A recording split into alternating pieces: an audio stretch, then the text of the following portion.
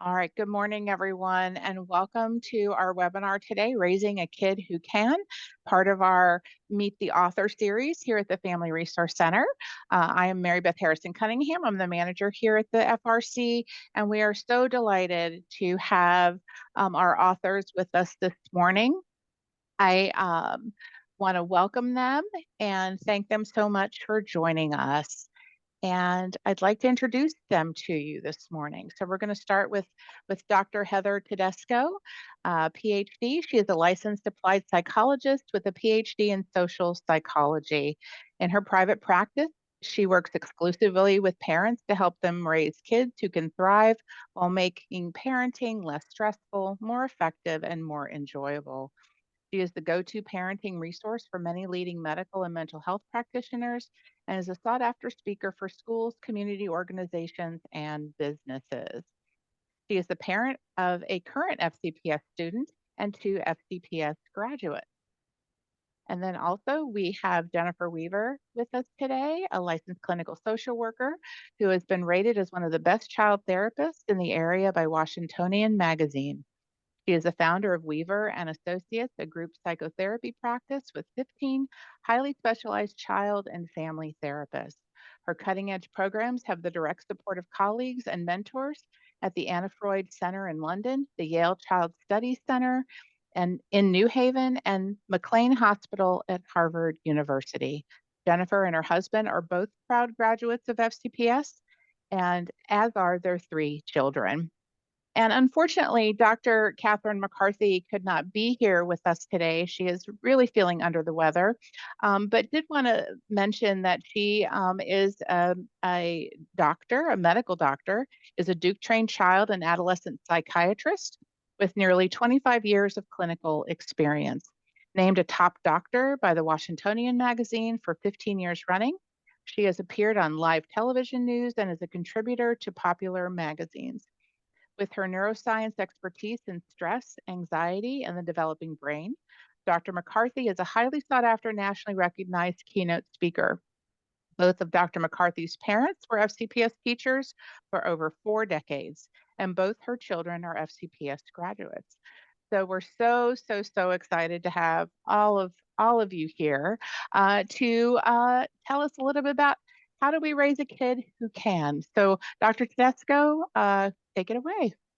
Great. Thank you so much, Mary Beth. We really appreciate being here. And as you can hear, we have long ties to FCPS. And so we thank you all for joining us this morning. And we are sorry that Dr. McCarthy is not here, but we'll do our best to represent her.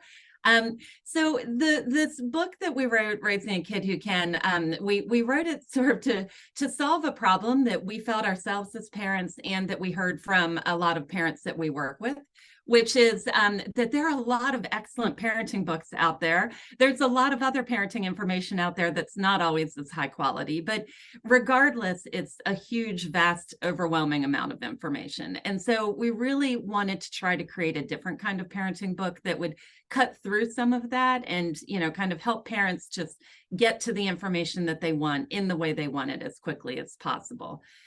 We come from 3 different backgrounds. As you heard, Dr. McCarthy is the child psychiatrist, Jennifer is a child psychotherapist, and I'm a psychologist who works with parents. And so we really felt that, kind of what we could do together as we combined all of our experience and knowledge could create something that was more than any one of us could do alone. So we came up with this book, and we'd love to share some of the information in it with you. First, just a couple of words about the book itself, because as I said, we really did have this goal to create a kind of a new type of parenting book. The format of the book is as important to us as the information, because we had this vision of kind of a travel guide to parenting, if you will, something that would allow you to skim through it, something that was heavily illustrated. So we've really designed it in a way with, kind of very particular sections and, a lot of illustrations.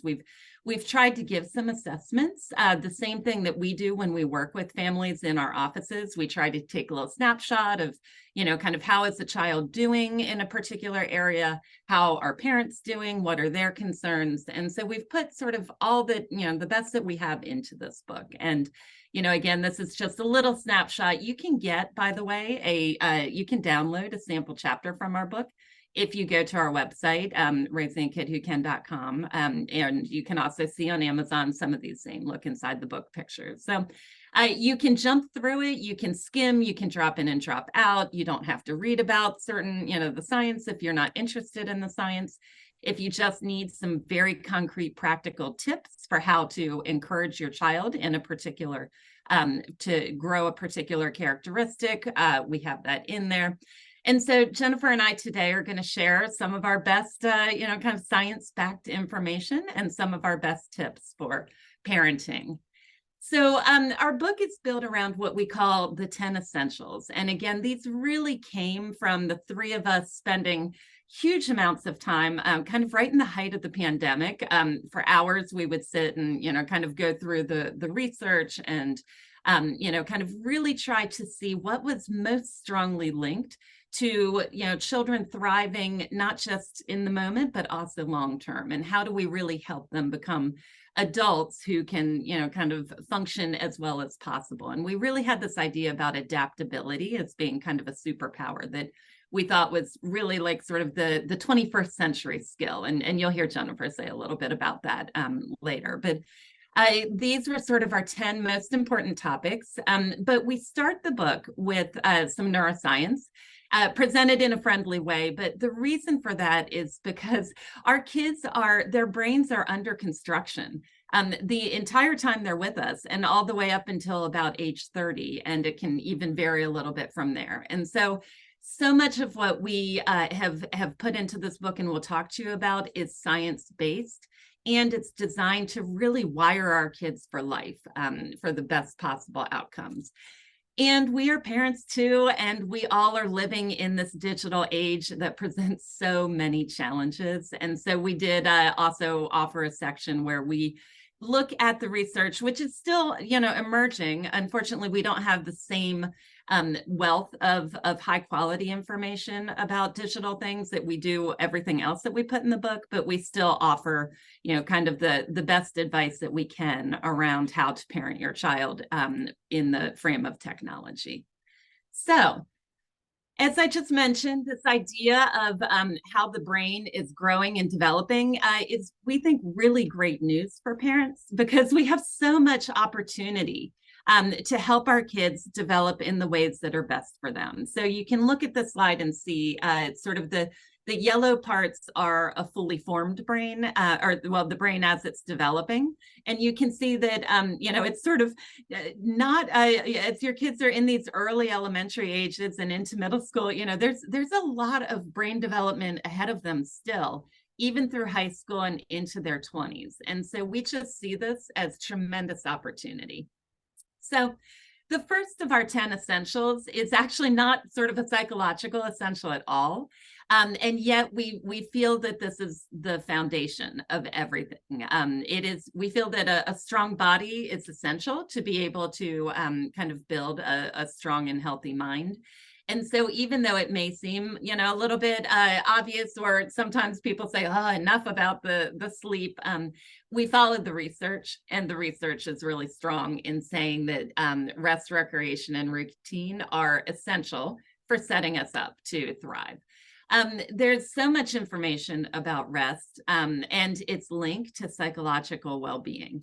And you can see here that there's a very strong relationship between getting enough rest and mental health. And if our kids do not get enough rest, they are at much greater risk for things like depression, 4 times the risk, and anxiety, which is something that's a big concern for our kids in this day and age.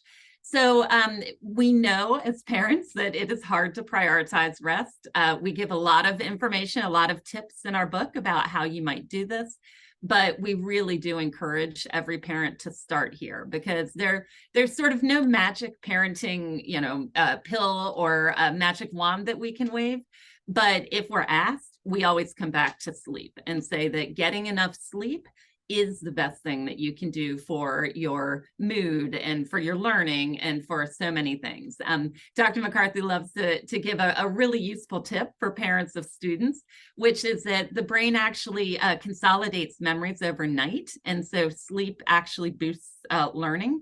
And, if you read through material right before you fall asleep, then your brain will move that into your long-term memory as you sleep. So, there are downsides to not getting enough rest, and there are a lot of benefits to getting enough rest. Recreation, human beings are built to play, and that's a wonderful thing. And hopefully over the break you all got a chance to play with your kids and to have some fun. But it is essential for brain growth and development in our kids that they have movement, that they have fresh air, that they have play. So don't underestimate. And we talk a lot about unstructured play.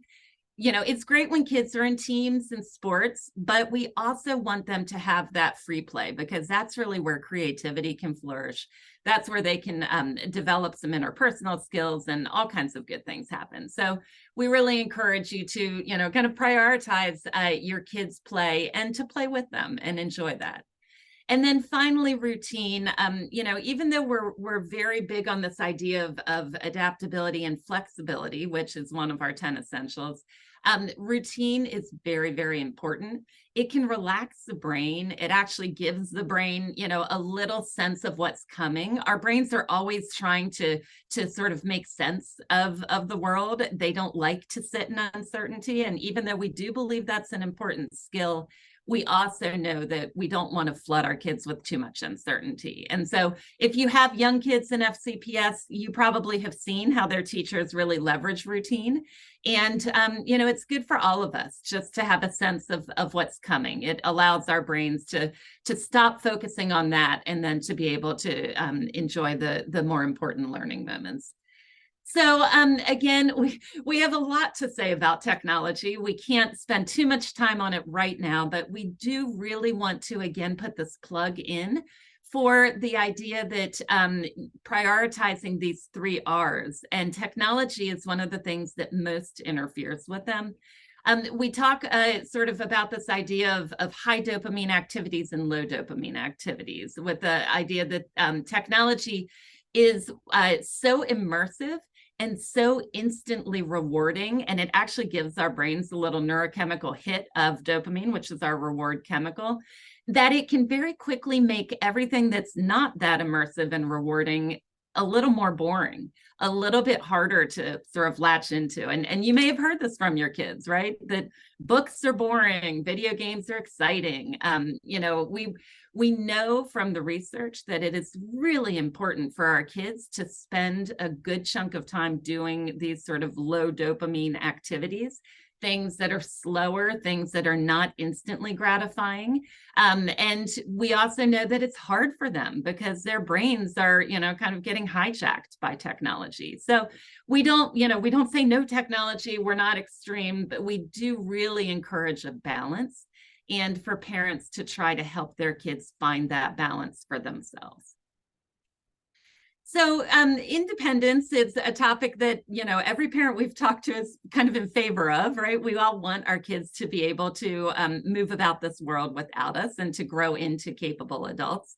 At the beginning of a new year, it's a wonderful time to use what we call our magic questions to take a little snapshot of how your child is doing currently.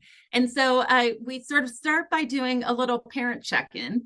And, we encourage you to ask yourselves, what are you doing right now for your child that they're capable of doing for themselves? And if you're like us, there are plenty of things on that list. It's hard to, find the time and the energy to teach kids to do every single thing that they could. And we're certainly not telling you that you have to suddenly, stop everything and start piling on all kinds of new skills to your child. We're just saying that it can help to do a little, kind of assessment yourself. What are the things that you might be continuing to do for your child that they have developed enough that you could transfer that to them? And, we encourage you just, kind of make a little list that you can come back to and use. You can rotate in new chores, new skills, new responsibilities to your child. And so again, we're not looking to just keep piling on. we're looking to just sort of teach our kids how to do the things that we as parents do for them when they're young and that we want them to be able to do for themselves by the time they leave FCPS. Parents usually like to talk about chores, and they really appreciate hearing that the research is super strongly supportive of kids doing chores. One of the longest longitudinal studies is from Harvard. It's called the Grant Study. It's been going on for over 75 years, and it strongly endorses doing chores as a child as being highly linked to work ethic in adults. There's another study from the University of Minnesota that looked at it found that kids who were 3 and 4 years of age doing chores, that is the strongest predictor of their adult relationship satisfaction, which, if your kids like ours are long past the ages of 3 and 4, do not panic. We only offer that as, a little bit of fuel for the idea that it's good for kids to have ways that they can contribute. And in a few minutes, I'll talk about motivation, and that also really endorses this idea that we want our kids to be capable and contributing. So when we think about independence, we're always looking to pair freedoms with responsibilities, because that's kind of the way the world works. We want our kids to continue to become more independent, to have more freedom and control over their lives, but we also want to make sure that they're becoming more dependable, more responsible as they do that. And so we think about it as sort of the stairway. And, hopefully your kids are stepping up. But we also know sometimes they take a step or two back. That's normal. That happens. And we encourage you that if your child, kind of slips up, maybe misses some responsibilities, becomes a little bit less dependable in a few areas, that you temporarily reduce some freedoms as, kind of a natural consequence result of that. But we really encourage you to make sure that you are offering them the pathway that they can earn those freedoms right back. We're never looking to punish our kids. We're only looking to support their learning and their growth and their development. And so even in those moments when things are not going well, we encourage you to view it as, kind of part of the process and a temporary stumble, and to work with your child to get them back on track. So I want to talk a little bit more deeply about motivation, because that's something that we know parents are deeply interested in. And to be honest, it's something that a lot of the popular wisdom out there is not really in line with the research. And so we always want to make sure that parents are getting the best information. There are 3 key ingredients to what's called intrinsic motivation, which is sort of that self-motivation, that, our own fuel, if you will. And the great news, by the way, is that it's not actually our job as parents to motivate our kids. We don't have to do that. It's better if we don't. They are born with some self-motivation, this intrinsic motivation. And instead, we just want to leverage and nurture that. And we want to keep giving them sort of the fuel for that motivational fire. So the 3 main ingredients to that, the first of which is competence. And that goes directly to, the things that I mentioned in independence, giving our kids opportunities to learn new things, and noticing and appreciating when they do learn new things. So, awareness, recognition of what they're learning. It can be things that they're learning in school. That's wonderful, but we don't want to be exclusively linked to what they're doing at school. We want to care about, what they're learning, to how they're learning to care for themselves, how they're learning to relate to other people. We want to make sure that we're having a broad view of competence, not too narrow of a view. The second of these 3 intrinsic motivators is connection. And this is so important. I'll mention resilience later, and having strong connections is one of the biggest factors in being resilient. It's also crucial for motivation. And connection is our unconditional love for our kids, which, if you're sitting on this webinar right now, that we have no doubt that you deeply, deeply love your kids, as do all parents. But the tricky part about connection is that our kids want to feel like we get them. They want to feel seen and understood. But they change all the time. They're changing rapidly. They're growing, they're learning, they're trying on sometimes new personas, new, kind of activities, discarding them if they end up not liking them. It can be so easy for us parents to get a little trapped in time, a little frozen, to fall behind where they are right now. Sometimes we get a little bit stuck in our own assumptions about what we believe they like or want them to like, that we have a hard time seeing them as they are right now.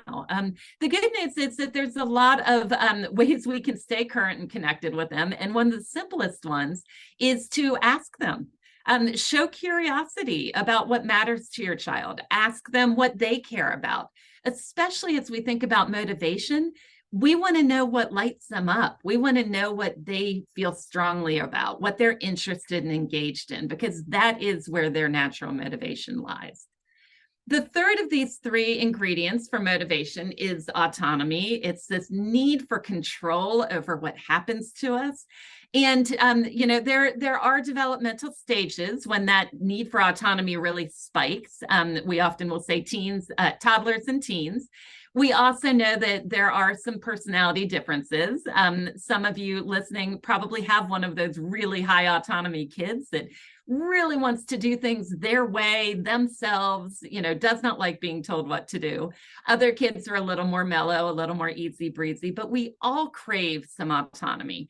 And, all of the tips that we give in our book, all of our, kind of parenting plays, if you will, which are our concrete strategies that you can use to nurture our essentials in your kid. We highlight the giving our kids autonomy as much as possible because it's so crucial to their growth and development. One of the other things we get asked a lot about is this idea of using rewards and praise. If praise is too lavish, it becomes sort of a type of reward. It becomes a bit of control. You can tell from our depiction and our motivation machine, perhaps a little bit of our opinion, but it's a little flip. We know there are places for using rewards and praise, but we encourage parents to be knowledgeable, informed, and thoughtful about how they use them. So I'm just going to take a minute to talk about using rewards effectively because they do work. Rewards can change short-term behavior. You no doubt have experienced this if you've parented long enough. The challenge is that rewards do not create long-term change.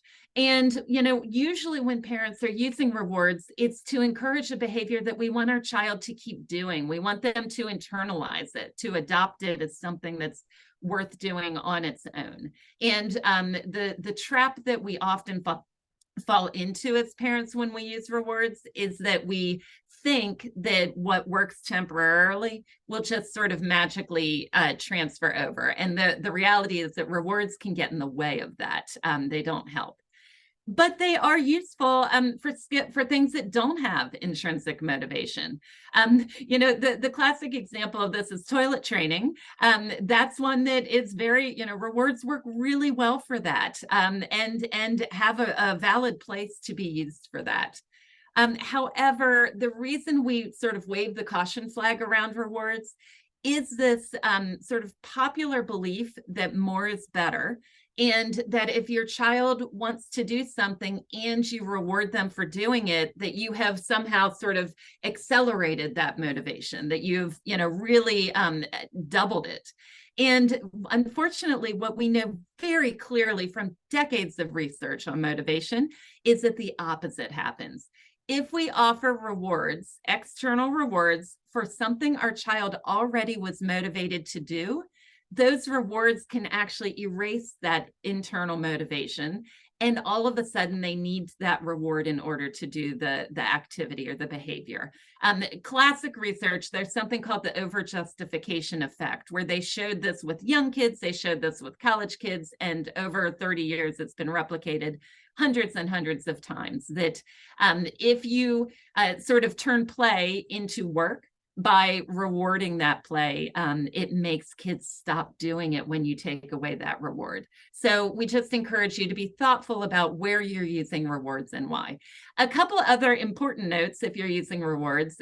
You probably have also found that your child does not sort of keep doing the same thing for the same level of reward. They acclimate to it over time, and you either have to increase the reward or you have to change the reward up. they won't sort of stay consistently behaving the same way forever.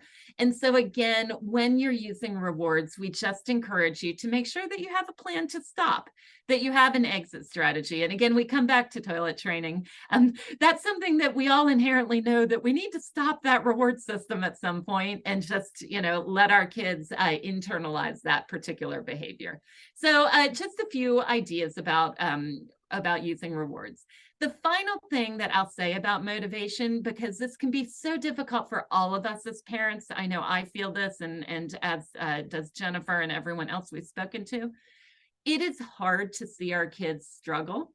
It is hard to see our kids long for something and to want something and to not be able to give it to them. We're biologically wired to care for our kids. That's a good thing.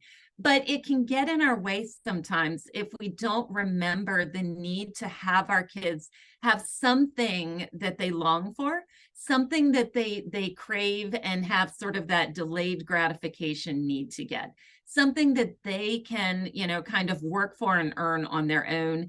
Even if we're able to help them with it and give it to them, we really encourage parents to look for some of these opportunities where we just let the child wait and, kind of find their own way.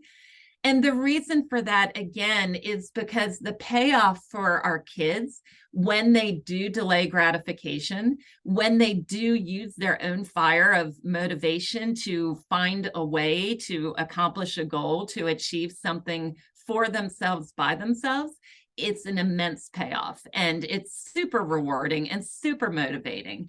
And, that's the kind of cycle that we want to have for our kids.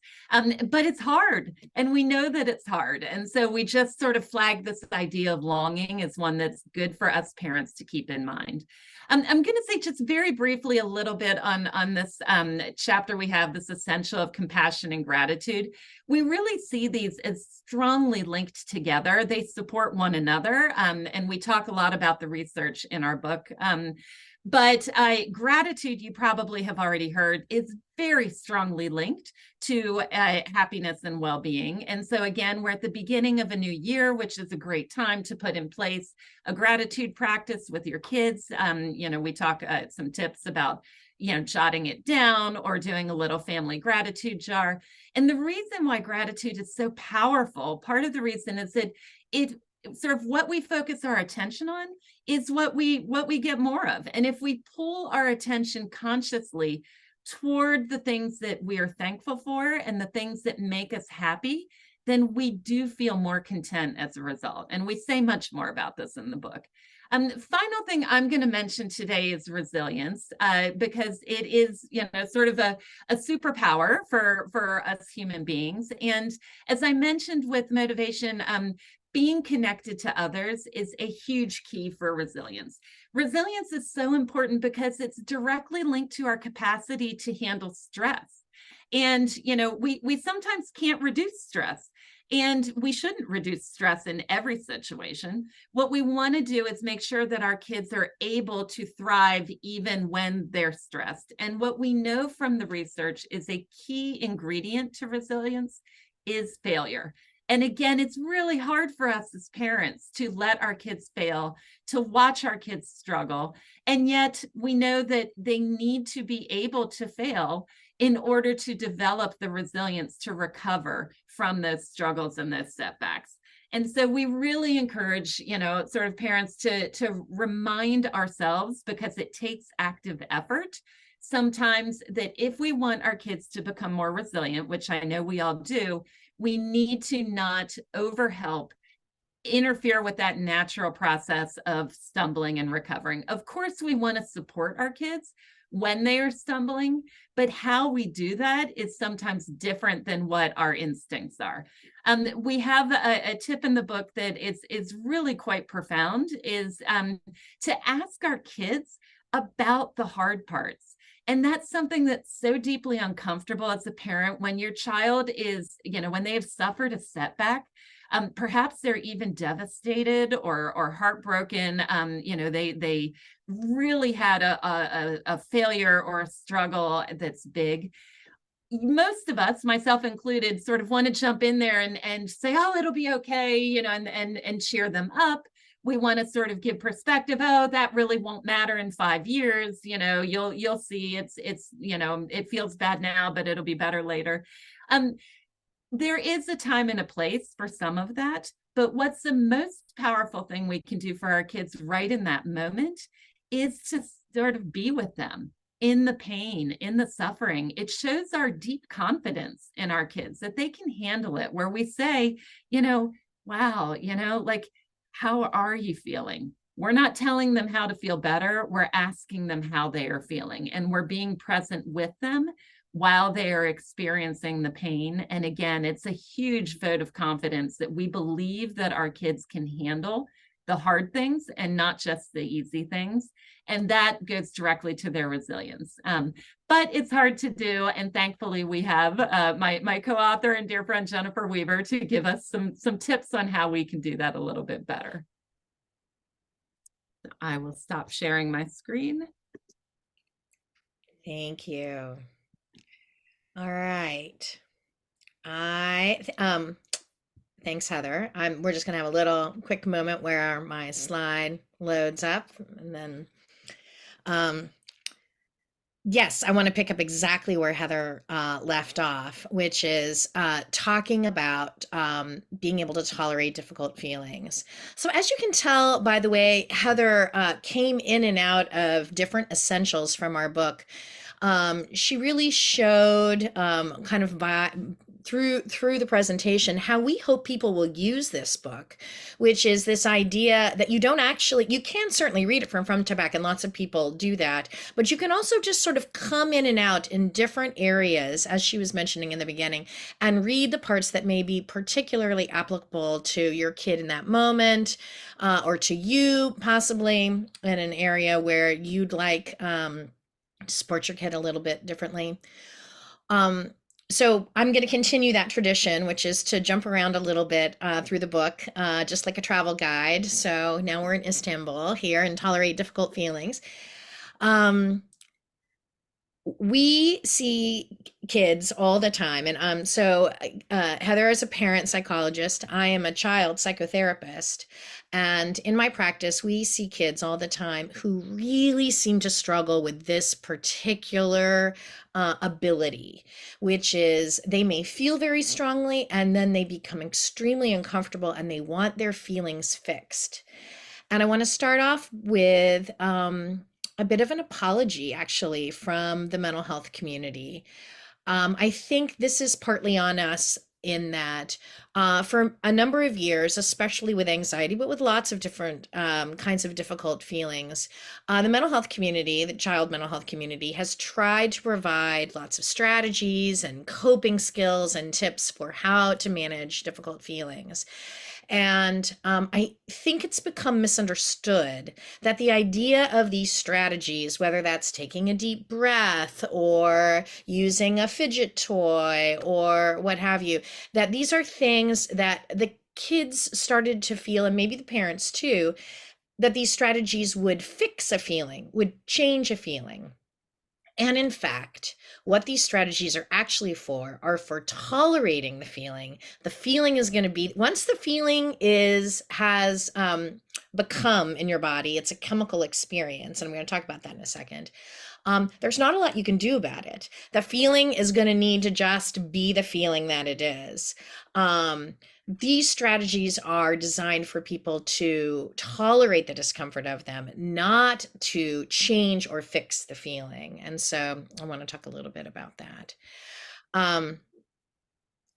There's a really interesting study that was done a number of years ago in California with a huge cohort of adults, and they looked at what makes adults mentally healthy, basically, on basic varieties of holding down a job, strong relationships, lack of substance abuse, contentment, a sense of having a positive life.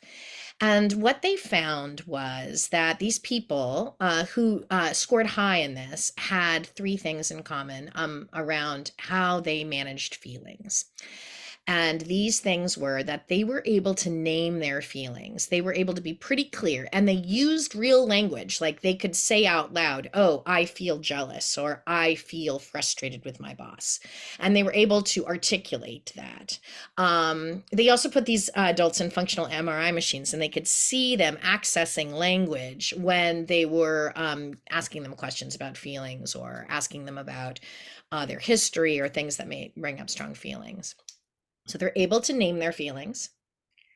They also tended to mostly, not always, not judge their feelings.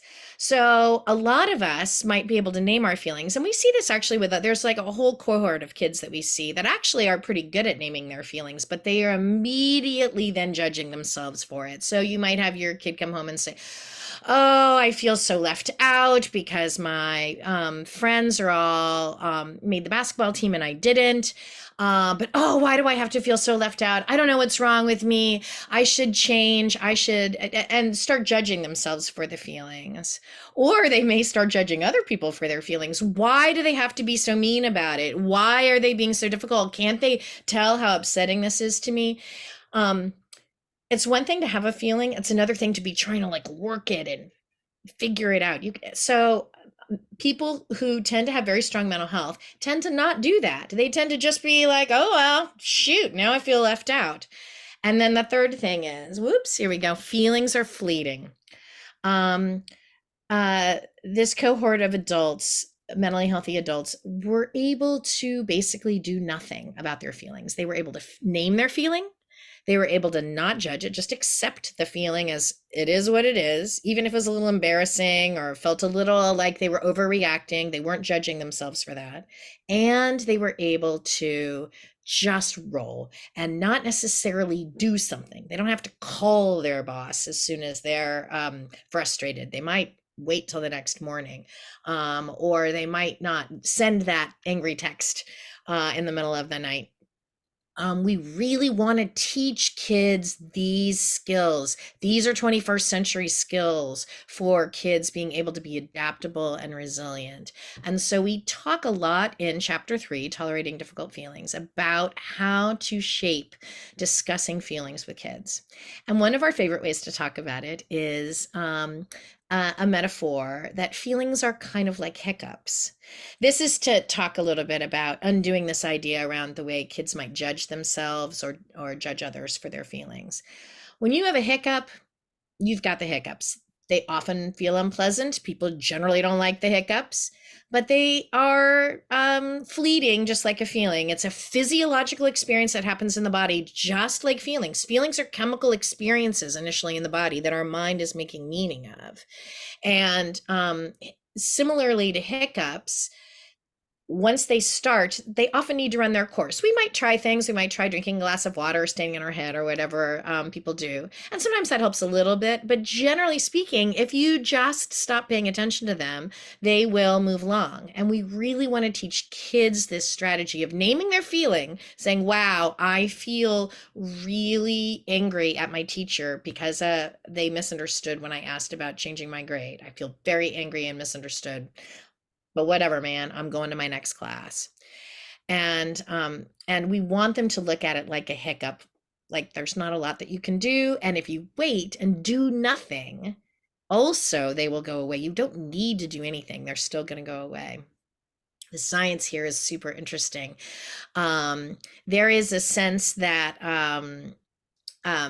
if we take a let me just tell about the study first. They took a bunch of adults and they asked them all to hold their breath underwater.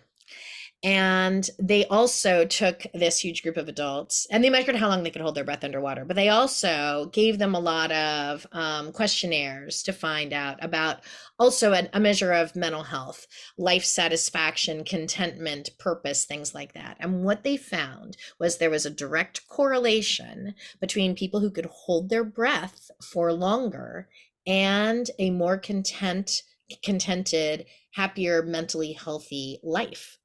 And so we don't know exactly. This is a correlation, not a causation. But one thing that we can extrapolate or guess from that is people who can be uncomfortable longer tend to do well in life. And we want to be able to provide our kids with opportunities to be uncomfortable. Now, I know holding your breath is physically uncomfortable, but there is a kind of mental fortitude, right? To be able to last those couple of extra seconds, to be able to go a little bit longer. And we want our kids to be able to develop this skill set of being more uncomfortable.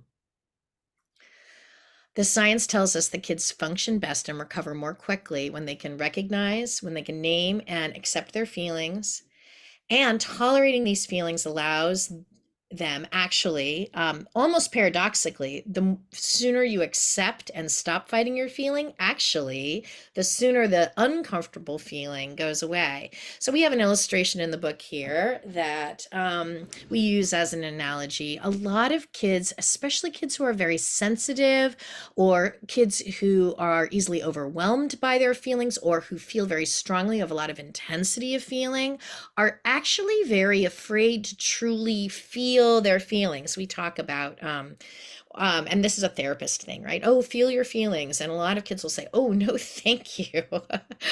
They're afraid they're going to get stuck in them. They're afraid their feelings are going there. It's like a cave. They're going to go into this incredibly difficult feeling of sadness or anger or hurt or loneliness. And they are afraid that they're not ever going to be able to come out. It's going to be dark and they're going to be bats and we're not going to find our way. And so a lot of kids will then avoid the feeling and use things like phones or screens or other things to distract themselves from the feeling rather than just feeling it and really accepting the feeling. So we like to use the analogy of actually feelings are like a tunnel, not a cave. Sure, you go in, it feels just as dark. There still could be bats. It certainly can be extremely painful, and we're not trying to minimize the feeling. But we want the kids to be able to recognize if they can enter into the feeling and really feel it. And in fact, one of the best ways to do that is to notice where it's happening physiologically. My throat is tight. My hands are clenched.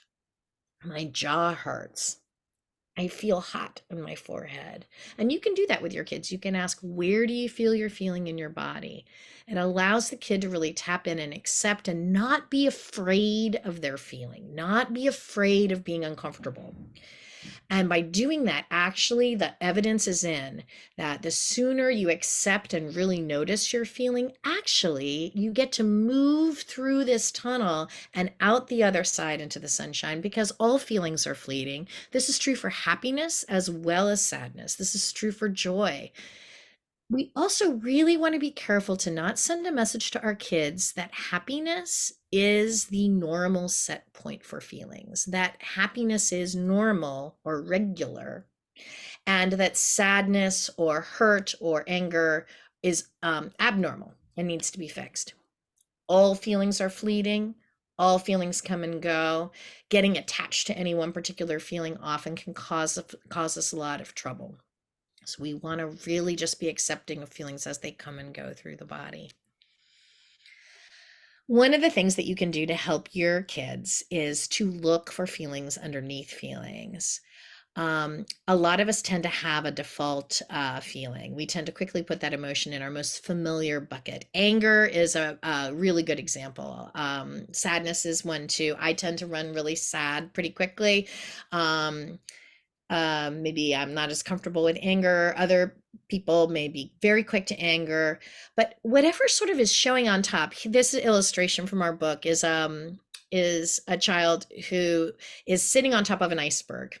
And the anger is what's showing above the water level, right? You can see all this anger, but underneath, there are all these other feelings that are driving that: embarrassment, hurt, sadness. This girl may have been learned that she got left out of a birthday party, and so she is angry and saying, why is Janie treating me this way? She's not my best friend anymore. But underneath, she's got a lot of other feelings. As a parent, you can look for opportunities to name some of these other feelings. That's building that prefrontal cortex that, and I'm going to show you a picture of that in a second, that Heather actually already showed too, where we really want to engage language and feel all the feelings, not just the quick one, not just the one that comes most quickly. This allows people to sort of move through that tunnel of feeling more quickly, and to accept your feelings by being able to name them. You could say something like, "Oh, Sarah, it sounds like you feel so mad at your friend and so left out. And I could see where also it might be a little embarrassing that you didn't get invited. I'm sure it hurts your feelings, but man, I really see why you're angry." You see, you can add some other layers of language, and they might say, "Well, I'm not embarrassed." And you can say, "All right, that's fine. Um, that might embarrass me sometimes. I see that that doesn't embarrass you, but I get why you're so angry." But being able to just sort of play a little bit around with the discomfort, it models for them that you're not afraid of the fact that they're uncomfortable either, and that actually you're not afraid of their anger or whatever their default feeling is. We really want to broaden our kids' emotional vocabulary. If everybody puts their hands up like this, I know you guys can't see each other on the screen, but just bear with me. Put your hand up like this, and then put your thumb here. This thumb, this is a hand model of the brain we're going to make. This thumb is the limbic system. This has been popularized by Dan Siegel and Tina Payne Bryson, around the idea of your limbic system, which is deep inside the brain, is this little thing in the center. And then when your hand curves over the front, it's like your prefrontal cortex here. When our hand wraps around our limbic system and there's a lot of good connection and they're touching, then there tends to be a lot of good emotional regulation. You may feel strongly, but you're using words and language that keeps this prefrontal cortex wrapped around the limbic system, and it allows us to be emotionally regulated. The only way that we know how to teach kids how to do this is through using language. I feel hurt. I feel devastated. I feel irritated. You'll notice there's these are all things you can Google or get right off the internet of different ways that people talk about feelings. I really like this feeling wheel here, and you can print that out and stick it on your fridge tonight and just have it around for language. It helps break feelings into, so these are the basic preschool feelings, we call them, like angry, sad, scared. And then there's gradations, right? And then more and more language really helps wrap that prefrontal cortex and keeps that prefrontal cortex turned on so that we can regulate and stay connected and use our whole brain while we are feeling strongly. The difference between irritated and irate when it comes to anger could be very useful when someone is really trying to process a feeling. So the more language we can use and the more granularity of language and we can use, the more we know kids can be more emotionally regulated. So those are some ways parents can help. Here are some others. The power of validation. This is our validation sandwich. And this is actually not from our Tolerating Feelings chapter. It's from our chapter on helping kids manage anxiety. But it fits with lots of different feelings. But anxiety is a perfect example. When kids are anxious, we have a tendency to want to do one of two things. We have a tendency to want to sort of prop them up and say, "Oh, I don't think you need to be so worried about this quiz. I think it's going to be fine. This is not a big deal." Heather was talking about, where we want to sort of give them perspective. That is understandable. When it feels like our kids are overreacting to a feeling, our natural inclination is often to be giving some perspective. This is a quiz. This is not going to ruin your life. But what often happens is kids will hear, "Oh, your feeling doesn't make sense. Your feeling is too much." And this can actually make kids become more dysregulated, not less dysregulated. So we know the power of validation, of really acknowledging where they are, how they feel, and naming it is very calming and soothing to the brain and keeps that prefrontal cortex turned on. It's just a fact. You feel really scared about this quiz that you're about to take this morning. Now, we often want to give our kids some confidence, but being able to do that in the context of understanding them can help. So we can say, with the bread, we provide the validation, and then the confidence is the meat in the middle. It sounds like you're really scared about this quiz coming up. You've been studying so hard, but you're really not sure you know all the material. I see why you're so scared. I know you, and I know you can handle it no matter what grade you get, but I get why today's so rough. And notice in the middle, when we talk about the confidence, we're not giving them confidence. I'm sure you're going to get an A. I'm sure you're going to be great at this. We don't know that. And that's not resilience. That's not adaptability. Oh, you'll do fine. Adaptability is you're going to be fine even if you don't do well on the quiz. You're going to be fine. So I get why you're so scared. I know you're going to survive it no matter what, but I'm here for you. I see why you're freaking out. This is something you can do all sorts of ways. Lots of people joke with us that they like to use this with their spouses or their mothers-in-law or whatever to validate a feeling, which calms people down, provide a little confidence, but add that validation at the end so they don't feel like you unvalidated them. Another tip is, this is something that we do all the time in kid therapy where, especially with some older kids who feel very strongly is for managing feelings, is to say, go ahead and just name your feeling and then look at the clock and wait. Sometimes we send them home with 3x5 cards or send them to school with them and say, name your feeling on the 3x5 card and note what time it is. Up, it's 12:02. Then look at your clock 5 minutes later and 5 minutes later. And what we're doing is just challenging the kids to notice that if they just name their feeling and wait, actually the feeling shifts on its own. We don't need to do anything about it. We don't need to fix it. Some other tips that we have are what we call the ouch. Some kids actually can be really overwhelmed by a lot of feeling language when they're deep in the feeling. And if you have one of those kids where you are trying to validate and give a lot of language and you see actually it's making it worse in the moment and they're shutting down, you can validate without saying a word. You can just make your face and your tone, make a noise, make a sound that shows you're with them and shows them that you also can tolerate the feeling, that you can handle it if they're not feeling great. So if they got cut from the basketball team and they come home and they're pretty devastated, you can say, oh, ouch. Or if they're kind of riled up, you can use a different tone. Ouch. What you're really trying to convey is, I hear you, I'm with you. Stuff hurts. And then you can also use our shrugging person. We also sometimes joke that it's that purple emoji lady where she's like this, where you're just like, I don't know. We ask you not to be snarky about it when you do it. It's really more, these are reminders to parents to do less with feelings. Just hear them, sit with them. You don't have to have solutions. They come home and they got cut from the basketball team. And we have a 1,000 great solutions, right? Maybe you should email your coach, or maybe you should try out for tennis instead. Basketball was never really your sport. We have a tendency to want to be messing around in it. And there's a time and place for that. We have things to offer our kids that can be very useful. But in the moment of strong feeling, we encourage you to just be like, yep, that hurts. And this is a reminder to us to just do less. Zip, zip, zip. Try not to say anything else. And if you'll think back to that illustration that Heather showed of the father and the daughter sitting, both noticing that she got cut from the team, sitting together, bear witness with your child rather than trying to help fix the feelings. This is so hard for us because as parents, we feel it too. We're also kind of crushed.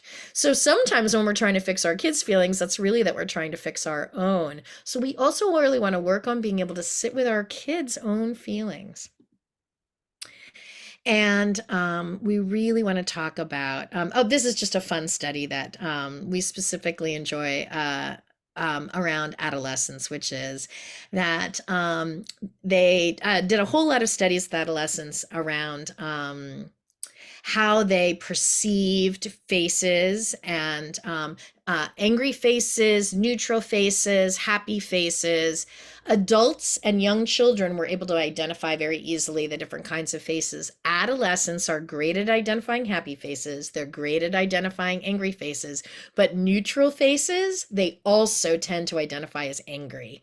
There is an evolutionary thing that happens with adolescents where they see neutral faces as a little bit dangerous or upset.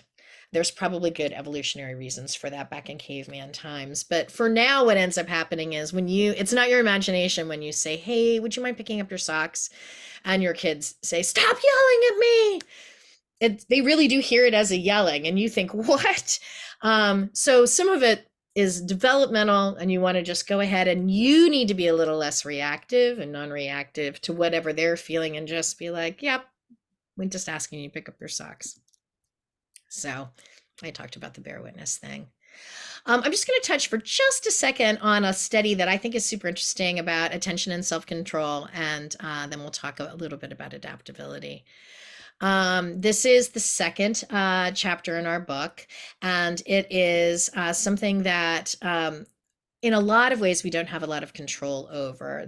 Here's this illustration again, and Dr. McCarthy talks very eloquently about how the brain develops from back to front. You can see as people age, the brain starts wiring in. It's very similar to this, where the limbic system and some of the more primitive parts of the brain develop first, and it takes a long time for the prefrontal cortex and the executive functioning, organization, attention, self-control to get wired in and get really connected. And that's what that yellow represents, is a lot of connectivity and being able to keep more of your brain turned on at the same time.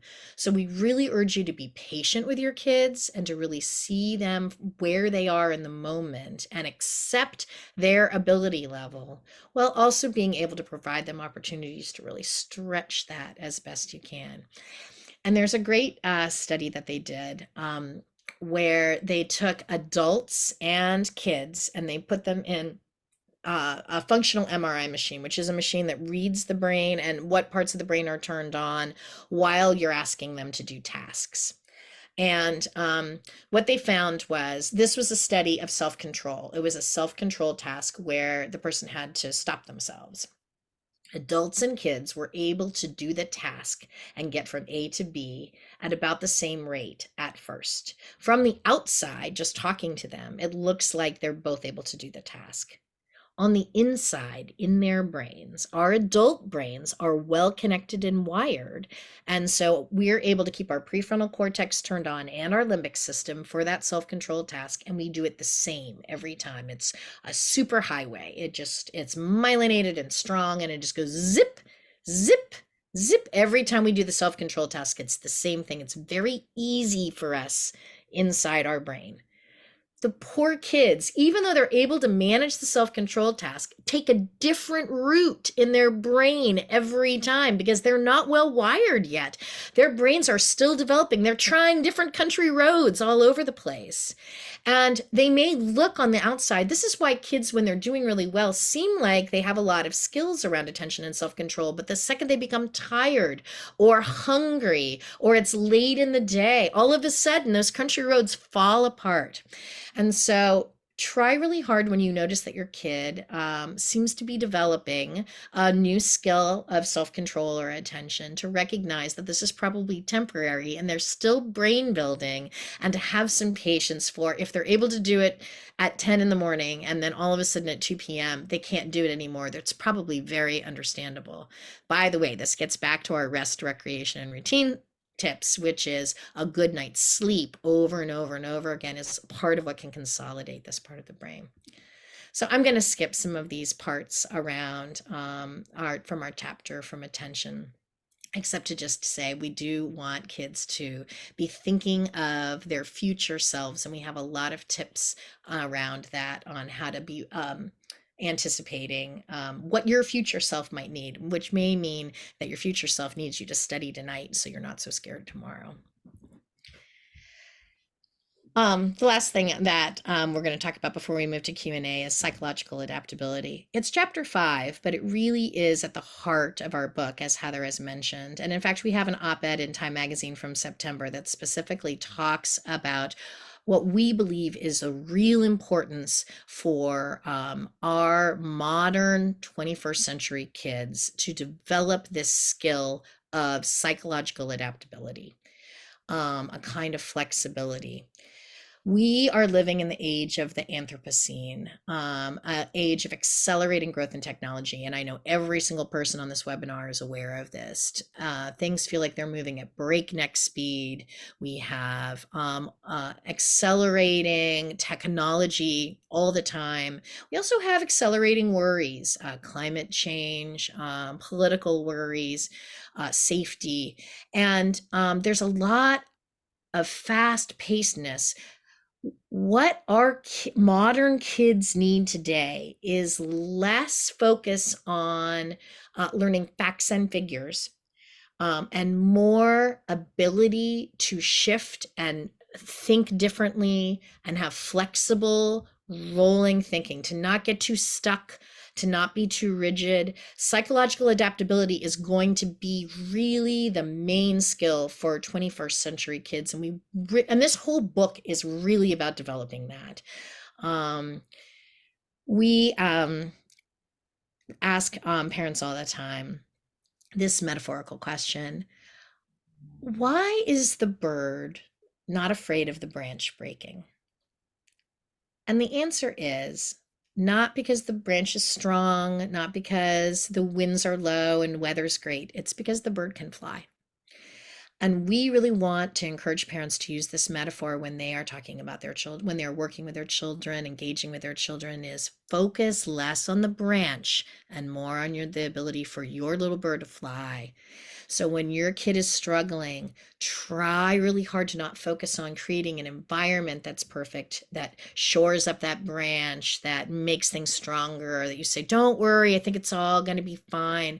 I think instead of saying it's all going to be fine, I think we need to say, you're going to be fine no matter what happens. You've got this, even if it's going to be a struggle. You've got a difficult teacher. I really hear that. You're going to make it through this year. Instead of, we need to talk about changing teachers. Now, obviously, there's a time and place for helping create an environment where your child can thrive, and we're not against that. But that shouldn't always be the first go-to. It sends a message of, we're worried you're fragile and you need a perfect environment. In fact, we want to say, we think you're hardy and strong and you're going to thrive even when times are tough.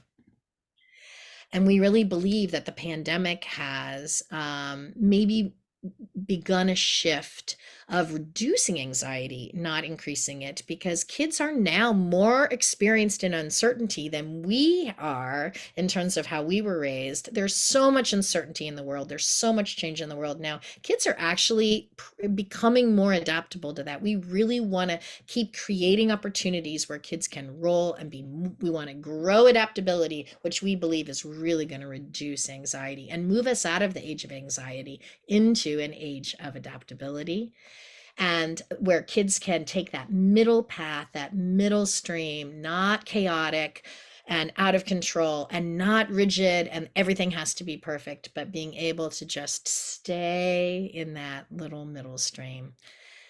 Our last chapter is called Live the Playbook. And when we wrote this book, the three of us on Dr. McCarthy's screen and porch during the pandemic, we would joke with each other all the time, oh, these are all skills we just need to keep remembering for ourselves. And so our last chapter is actually a reminder that if you as parents can also work on these skills, just yourself, and not focus so much on your kids, you're going to model a kind of adaptability yourself that's going to be great for your kids.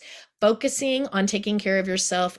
Sometimes people joke about that, like, oh, it's like getting a manicure or something. We're not talking about that kind of self-care. We're talking about you taking care of yourself with all these 10 essentials that we want you to take your kids take care of too. Be really careful about selflessness. So we love our kids so much and we care for them. And some parents can get stuck in a trap of putting their kids always first.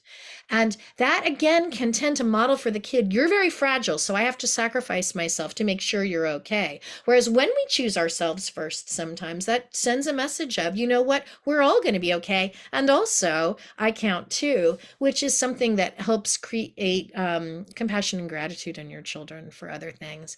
And we also just want to say we're all in this together. Heather and Kathy and I, all with our Fairfax County Public School students and graduates, We, in our book, have all sorts of little stories of times that we have struggled. We're all human.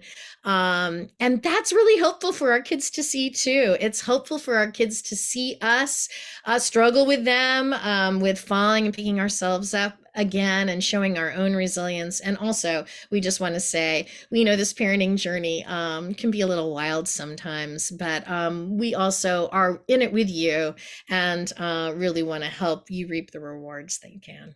So I think we can go ahead and go to the Q&A now. Oh, here's our wonderful friend and colleague, Dr. McCarthy, who's really sad to not be here today. I can't even tell you how sad she is to not be here today.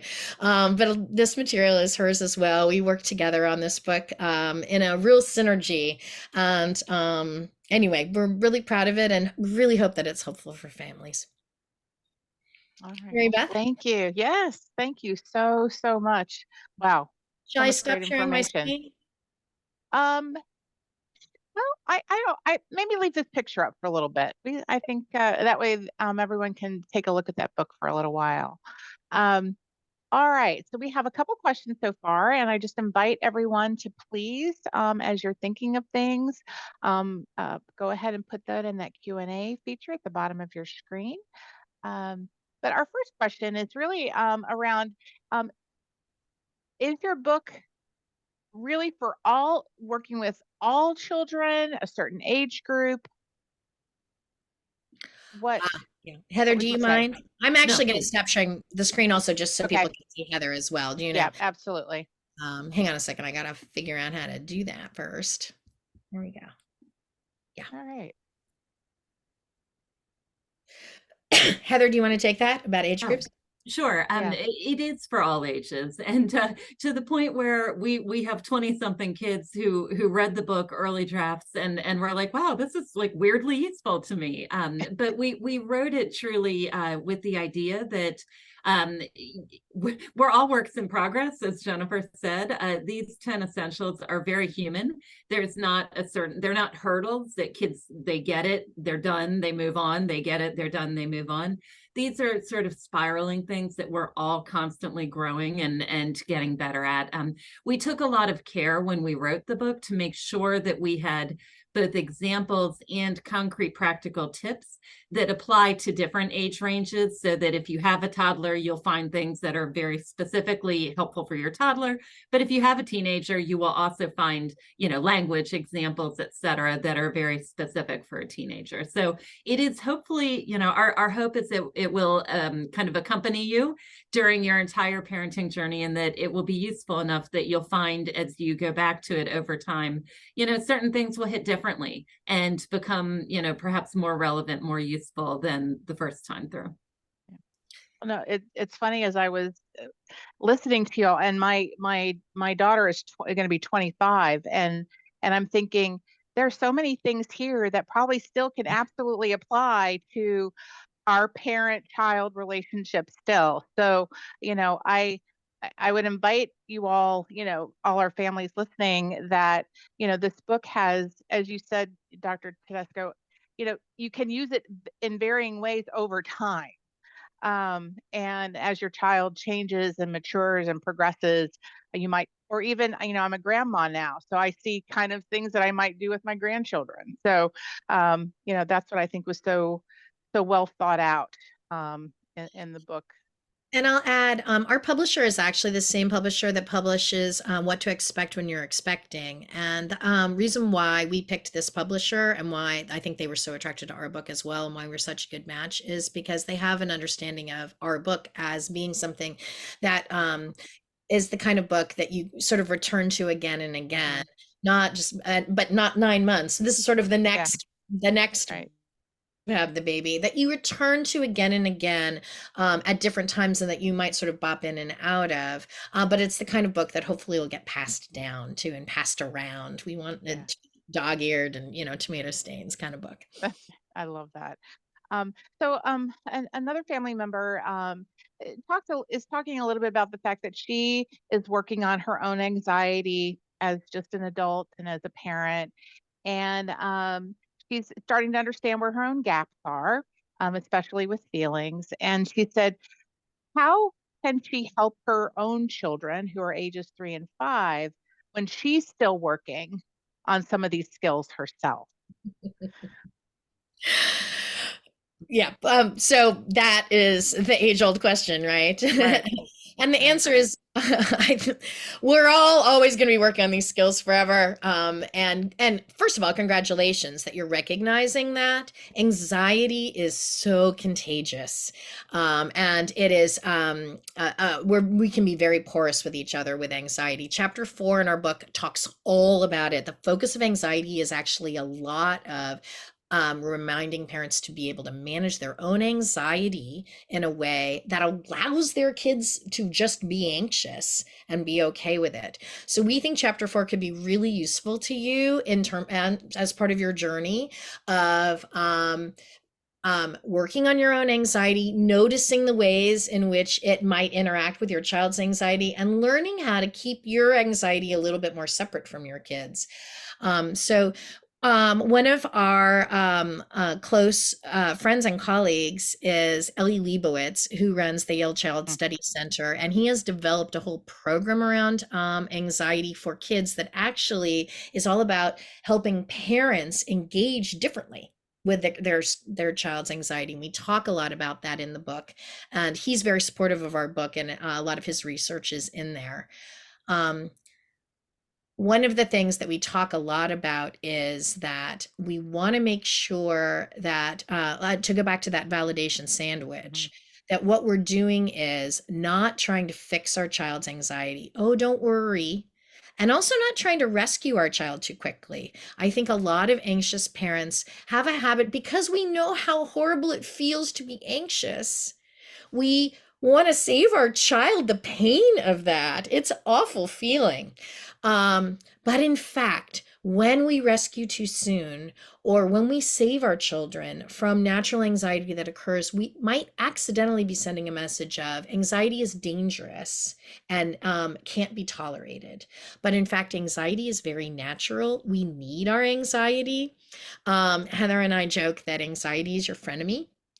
If you don't have anxiety, when would you ever do your laundry? When would you ever do your homework? Anxiety is really, and we have a section in the book that talks about we need to be a little bit uncomfortable actually to be at optimal performance. We want to be a little anxious. So we talk a lot about how to allow our kids to have that natural anxiety, to not be afraid of it, and to learn not to avoid the things that make you anxious, but instead approach them.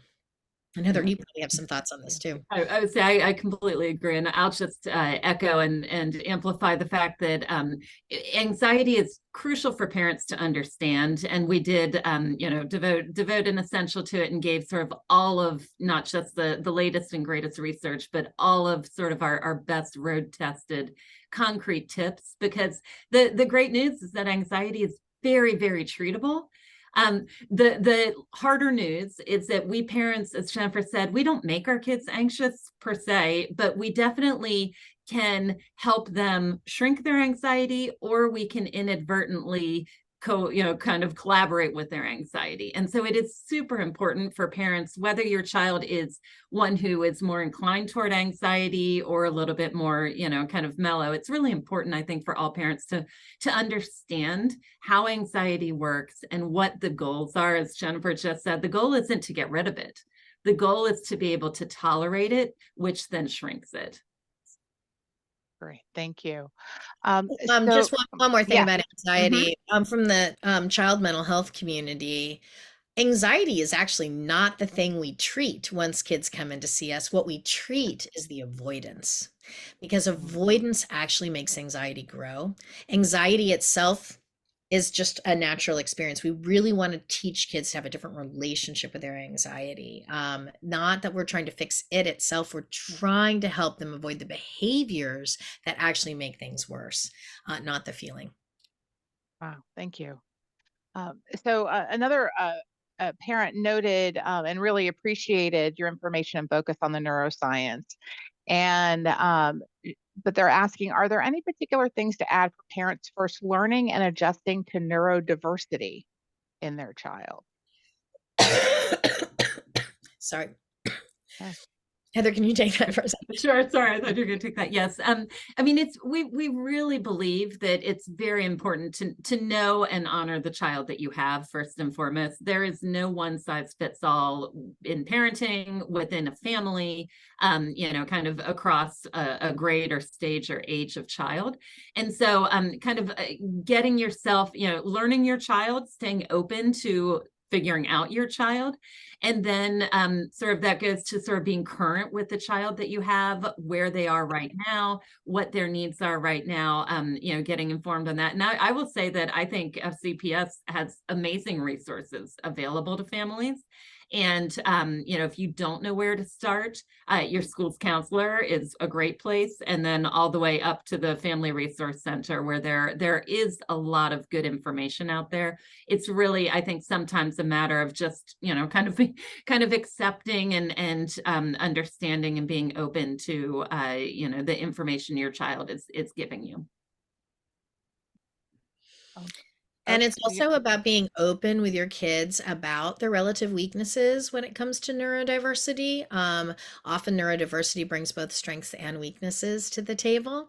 And being honest about both sides can be really helpful to kids because we know that self-understanding leads to self-regulation. So if you know that your child, for example, may have ADHD, and we know that means executive functioning wise, they may be very bright intellectually, but executive functioning wise, they may be 3 or 4 years behind developmentally. It's taking longer for that brain to wire up. We want to be really non-judgmental and honest about that, so that kids can recognize rather than judge themselves. Kids with neurodiversity can be very judgmental of themselves and hard on themselves with their relative weaknesses, and being able to be shruggy about that and be like, yeah, well, remembering your homework's not your strong suit. I wonder what kind of strategy we need to put in place, because man, you're terrible at this right now, and it's okay. But we need a different strategy to be able to accept the relative weakness right now and shift that. And we want to, I think, model that. Great, thank you. So actually, I think we have some parents who are very interested in getting your book, and one person is asking about, would there be any discount codes? I don't know that they're bulk discount codes that are great. I think Amazon does have a bit of a discount, but I don't. Yeah. If you go to our website, we offer a variety of places you can buy the book from. And so you can sort of check those out. Yeah.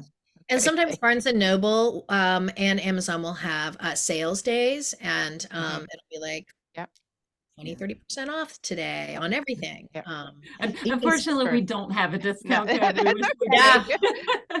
I think they just figured they'd toss it out there. So that's great.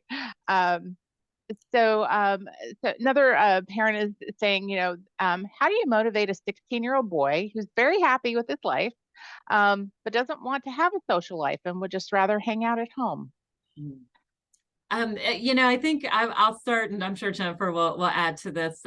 First thing I think is to figure out back to like, who is the child in front of you, right?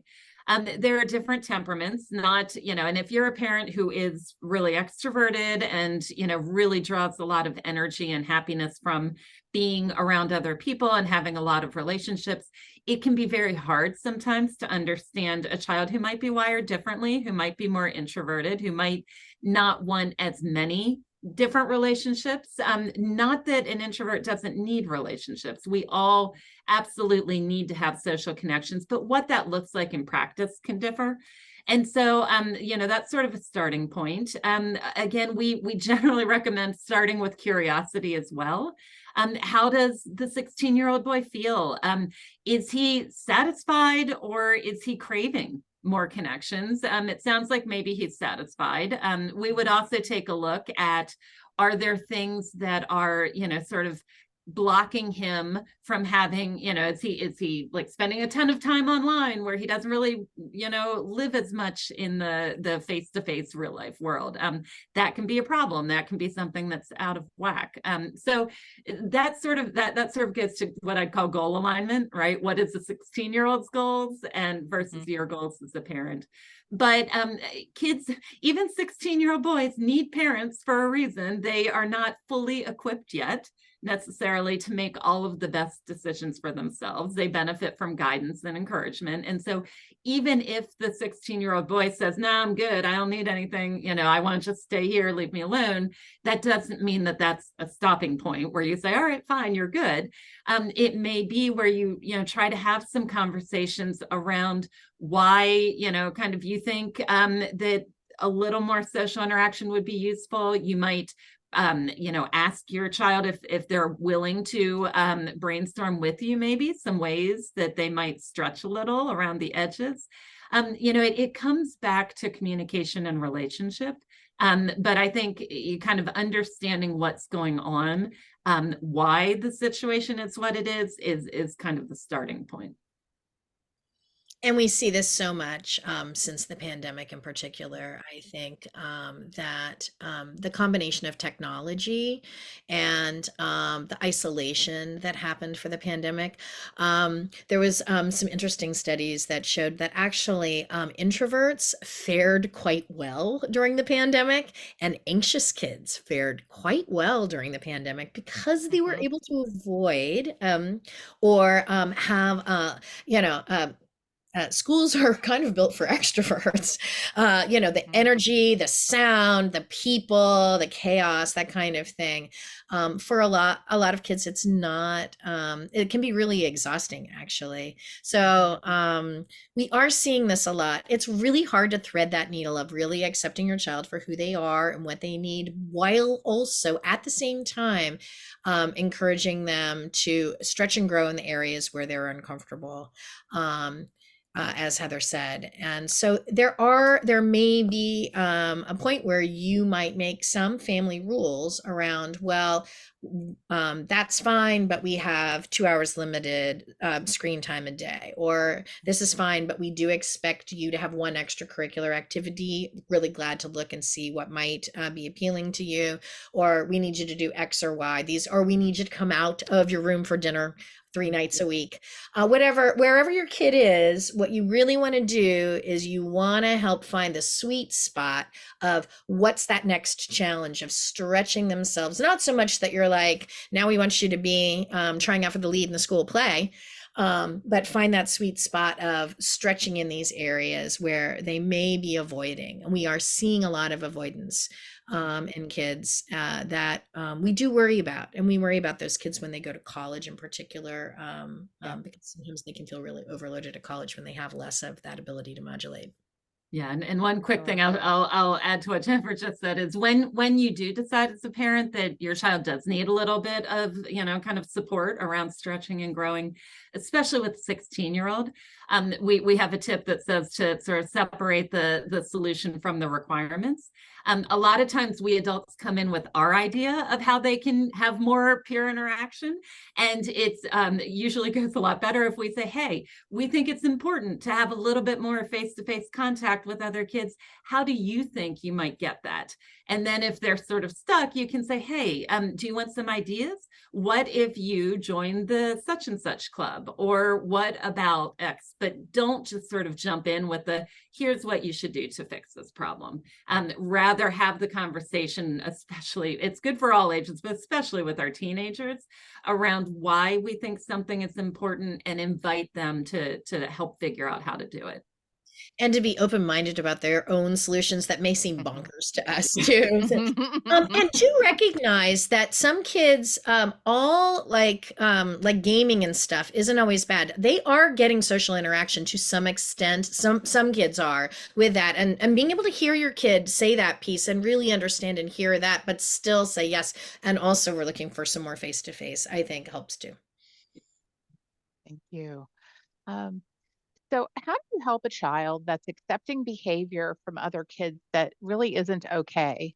Like, kids are saying mean things, because they really want to just have a friend. I know. Well, Jennifer. that's A a hard hard one. one. Yeah. Oh, the pain of watching our children Yeah. make choices that don't feel healthy or good to us. Um, this is a tricky area.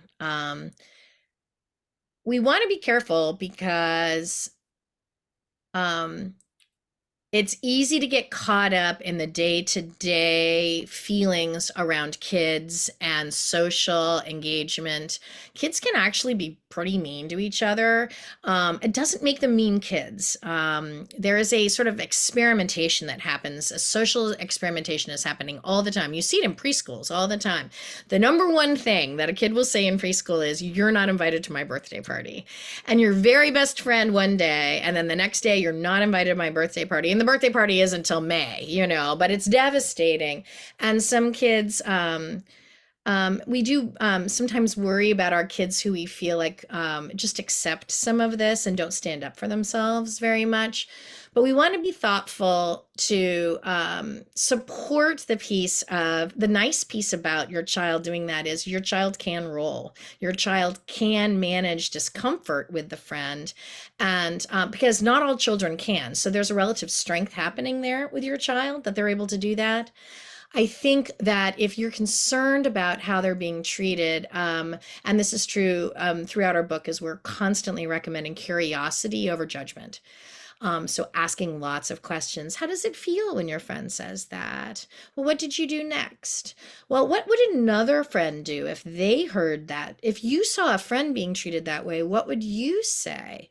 Being able to ask a lot of questions and frankly, trying not to be too leading about it, but really being quite open-minded about what your child has to say.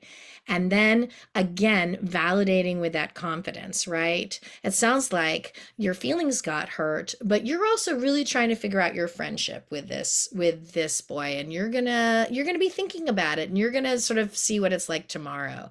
Being able to really be somebody that they can come to where you're showing you have an open mind. You're not dismissive immediately. Oh, that's a bad friend. Don't hang out with him. Find new friends. But instead, and also honestly, there is something to be said for the friends you have, because all the grass can often always be greener, and all friends can sometimes let you down at times. Being able to roll in that way, we want to really try to find a balance of not being a doormat, certainly, but also being able to accept when your friends are having bad days too, and being able to come back the next day. Yeah, and separating our own feelings as a parent, which it's brutal to see your child be left out or to be sad. And it can sometimes trigger things in us, kind of from our own life experiences. So really, as Jennifer says, showing curiosity. How is is this a problem for the child? Is this objectively a problem? Is this a problem for you on behalf of your child? Really trying to tease some of that out is helpful. And if you're finding that your child is stuck in a particular friend group that that doesn't feel very healthy from your perspective, another way to help shift that system is to help your child look for opportunities that they just have friend groups, for example, outside of school. So often, if they're really struggling with a friend group at school, if for perhaps a faith-based, like a youth group or something like that, or a sports team or a drama club outside of school, kids that go to different schools, sometimes those kids can develop different relationships in a very different setting and find more of themselves and maybe more of their voice with those other kids.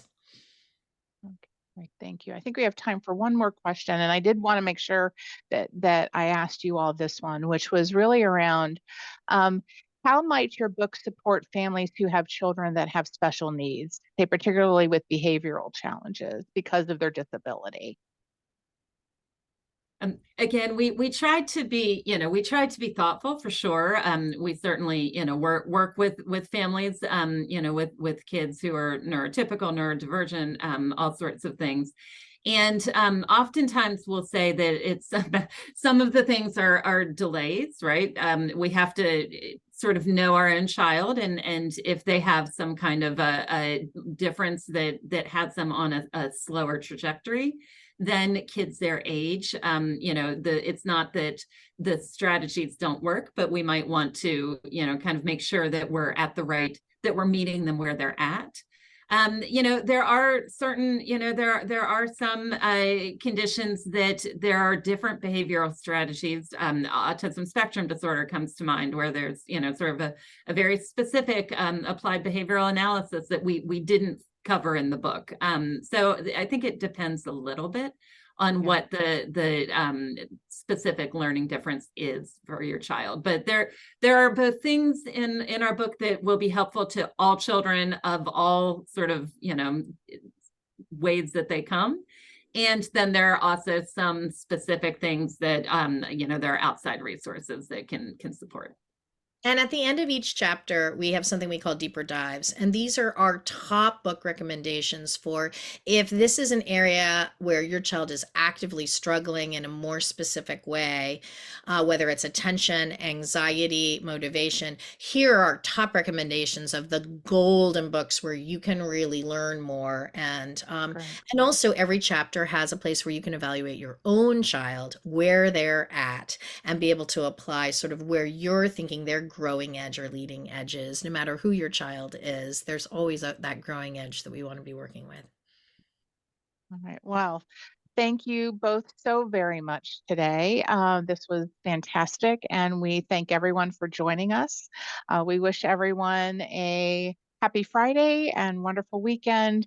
And please do reach out to us here at the Family Resource Center if you're looking for any particular resources. We may have quite a few of these, but I'm going to make sure I go into the book. We're in the process of ordering new materials, and so would love to be able to add some of those golden books, as you called them, to our library. So again, thank you both. This was fantastic and so much wonderful information. And thanks again to everyone for joining us. All right, take care, everyone. Thank you so much, Mary Beth.